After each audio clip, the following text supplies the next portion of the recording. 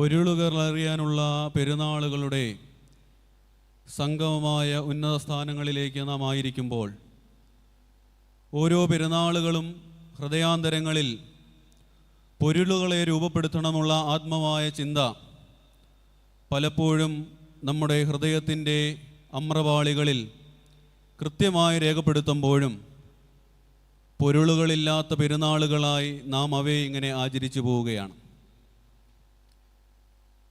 ചരിത്രം ഏറെ പ്രതിധ്വനിക്കുന്ന ഒരു ദേവാലയം, പൗരാണികമായ തനിമയിൽ തന്നെ നിലനിൽക്കുന്ന ഒരു ദേവാലയം, ഈ ദേവാലയത്തിനും ഈ ദേശത്തിനും മധ്യസ്ഥനായിരിക്കുന്ന പരിശുദ്ധനായ യൂഹാനോൻ മബ്ദാനായുടെ പെരുന്നാൾ നാം ആഘോഷിക്കുമ്പോൾ ഓരോ പരിശുദ്ധന്മാരുടെയും പെരുന്നാളുകൾ നമ്മോട് സംസാരിക്കുകയും സംവേദിക്കുകയും ചെയ്യുന്ന അനേകം കാര്യങ്ങളുണ്ട്.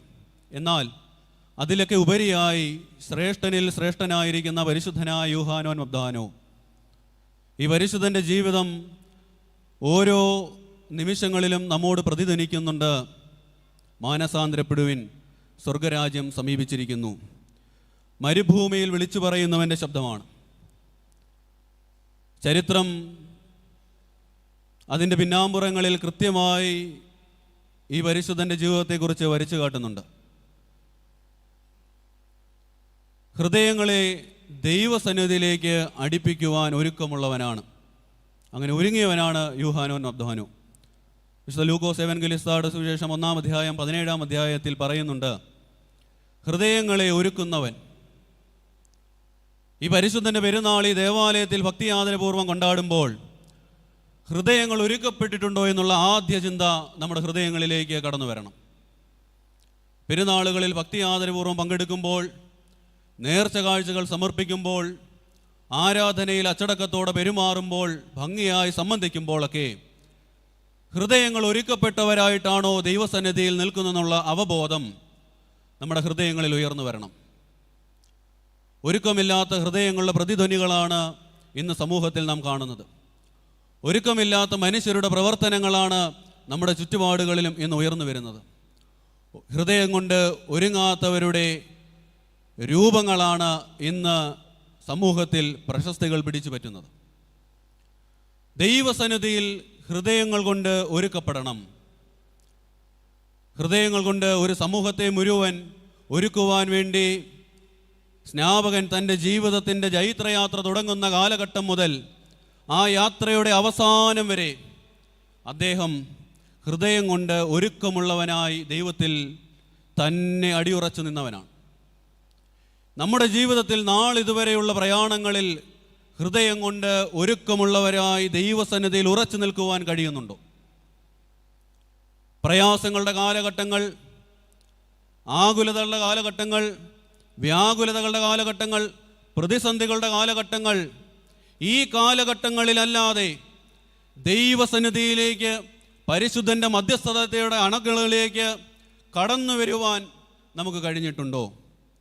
ഈ ലോകത്തിലേക്ക് കടന്നു വരുമ്പോൾ ശൂന്യമായി നാം കടന്നു വരുന്നുവെന്നും ഈ ലോകത്തിൽ നിന്ന് കടന്നു പോകുമ്പോൾ ശൂന്യമായി തന്നെ നാം കടന്നു പോകുന്നുവെന്നുള്ള അവബോധം നഷ്ടപ്പെട്ടെടുത്താണ് ഒരുക്കമില്ലാത്ത ഹൃദയങ്ങൾ കൊണ്ട് മനുഷ്യൻ ഇന്ന് സമൂഹത്തിൽ പെരുമാറുന്നത്. വിശുദ്ധ മത്തായിയുടെ സുവിശേഷം അതിൻ്റെ ആദ്യ ഭാഗത്ത് യേശു തമ്പുരാൻ തന്നെ യോഹന്നാനെ കുറിച്ച് സാക്ഷിക്കുന്നുണ്ട്.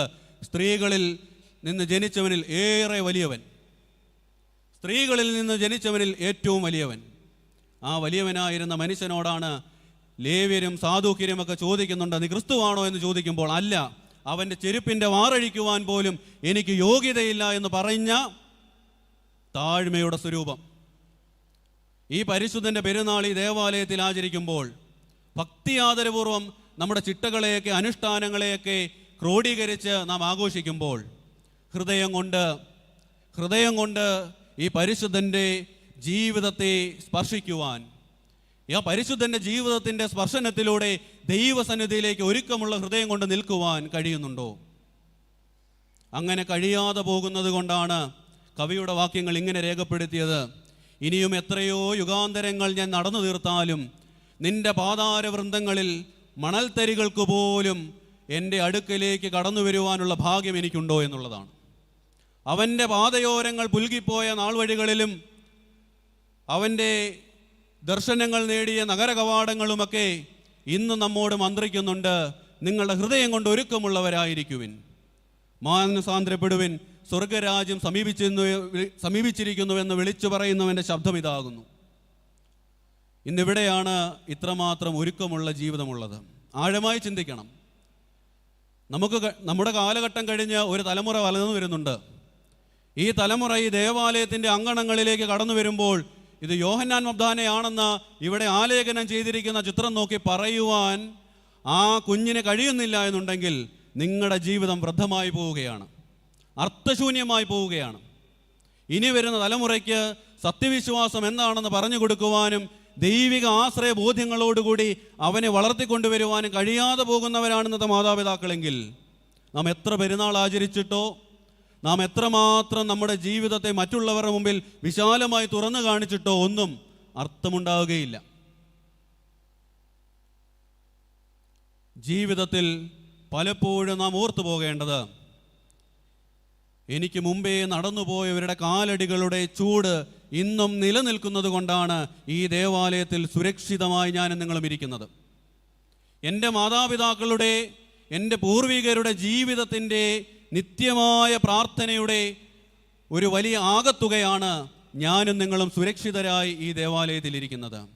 യോഹന്നാൻ മബ്ദാനയുടെ ജീവിതം എങ്ങനെയാണ് പര്യവസാനിക്കുന്നതെന്ന് ഇന്നത്തെ വേദഭാഗത്തിൽ നാം പ്രതിദാനിക്കുന്നുണ്ട്. അവിടെ കൃത്യമായി പറയുന്നുണ്ട്, അവൻ്റെ തല വെട്ടിയെടുത്ത് ഒരു താലത്തിൽ വെച്ച് അവൾക്ക് കൊടുത്തു. അവളത് അമ്മയ്ക്ക് കൊണ്ടുപോയി കൊടുത്തു. തലമുറയുടെ വംശഹത്യയുടെ ഒരു വലിയ ചിത്രം അവിടെ വരച്ചു കാട്ടുന്നുണ്ട്. അനീതിയുടെ അക്രമങ്ങളുടെയൊക്കെ കാലങ്ങൾ പെരുകി വരുമ്പോൾ അനീതി കൊണ്ടും അക്രമങ്ങൾ കൊണ്ടും ഇന്ന് സത്യം ഇല്ലാതെ പോകുന്നു എന്നുള്ളത് നാം മനസ്സിലാക്കണം. എത്ര മൂടി വെക്കാൻ ശ്രമിച്ചു കഴിഞ്ഞാലും സത്യം ഒരു നാൾ മറനീക്കി പുറത്തു വരും. സത്യാനന്തര കാലഘട്ടത്തിൽ നാം ജീവിക്കുമ്പോൾ ഹൃദയം കൊണ്ട് ദൈവത്തോട് ശ്രേഷ്ഠമായി നന്മ പുലർത്തുവാൻ നമുക്ക് കഴിയണം. 2 രാജാക്കന്മാരുടെ പുസ്തകം 10-ാം അധ്യായം 15-ാം വാക്യത്തിൽ ഇസ്രായേലിൻ്റെ രാജാവായ യേഹു തന്നെ എതിരേൽപ്പാനായി വന്ന രേഖാബിൻ്റെ മകനായ യോനാദാബിനോട് ചോദിക്കുന്ന ഒരു ചോദ്യം, അത് കൃത്യമായി നമ്മുടെ കർണപടങ്ങളിൽ മുഴങ്ങി നിൽക്കണം. എൻ്റെ ഹൃദയം നിന്റെ ഹൃദയത്തോട് ചേർന്നിരിക്കുന്നത് പോലെ നിന്റെ ഹൃദയം പരമാർത്ഥമായിരിക്കുന്നുവോ? പരമാർത്ഥമായ ഹൃദയമില്ലാതെ ദൈവസന്നിധിയിൽ നിൽക്കുന്നുണ്ടെങ്കിൽ ഒരുക്കമില്ലാത്ത ഹൃദയം കൊണ്ടാണ് നിങ്ങൾ ദൈവത്തെ ആരാധിക്കുന്നത്. ഈ പരിശുദ്ധൻ്റെ പെരുന്നാൾ നാം ആചരിക്കുമ്പോൾ ഒരുക്കമുള്ള ഹൃദയത്തോടും നിർമ്മലമായ ഹൃദയത്തോടും അസൂയ മറ്റ് കുറവുകളില്ലാത്ത ഹൃദയത്തോടും ദൈവസന്നിധിയിൽ നിലനിൽക്കുവാൻ കഴിയണം. പ്രിയമുള്ളവരെ, വാക്കുകൾക്ക് അധികം പ്രാധാന്യം ഇല്ല എന്നുള്ള സാഹചര്യം ഞാൻ മനസ്സിലാക്കുന്നു. എൻ്റെ വാക്കുകൾക്ക് ഞാൻ വിരാമം ഇട്ടുകൊള്ളട്ടെ. ഈ പരിശുദ്ധൻ്റെ ജീവിതം നമ്മളിലേക്ക് വരച്ചു കാട്ടുന്ന ഏറ്റവും ശ്രേഷ്ഠമായ ചിന്ത, ഹൃദയങ്ങൾ കൊണ്ട് ദൈവസന്നിധിയിലേക്ക് ഉയരുന്നവരായി നാം മാറ്റപ്പെടണം.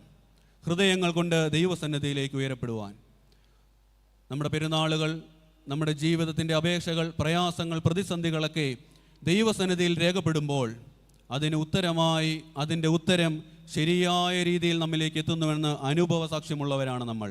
നമുക്ക് വേണ്ടതൊന്നു മാത്രമാണ്, ഹൃദയം കൊണ്ട് ദൈവത്തെ അറിയുവാൻ സാധിക്കണം. അപ്രകാരം ഈ പരിശുദ്ധൻ്റെ പെരുന്നാളിൽ അങ്ങനെ ഒരു രൂപാന്തരം നമ്മുടെ ഹൃദയങ്ങളിലേക്ക് കടന്നു വരട്ടെ. ആ കടന്നുവരവോടുകൂടി പ്രകാശത്തിൻ്റെ പുത്തൻ രശ്മികൾ മറ്റുള്ളവരിലേക്ക് നൽകുവാൻ പരിശുദ്ധ റൂഹായുടെ കൃപ നമുക്കുണ്ടാകട്ടെ. ദൈവം തമ്പുരാൻ നിങ്ങളെല്ലാവരെയും വാഴ്ത്തി അനുഗ്രഹിക്കട്ടെ.